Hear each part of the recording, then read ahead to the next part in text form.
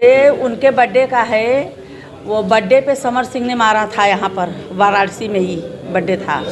ये फ़ोटो मुझे सारनाथ चौकी में जब मैं आई यहाँ पे, मेरी रनिया का जब ये हुआ तो मुझे सारनाथ चौकी में ये भी फ़ोटो दिखाए थे कि यही फ़ोटो है। बोलते हाँ बहुत मारा वारा था।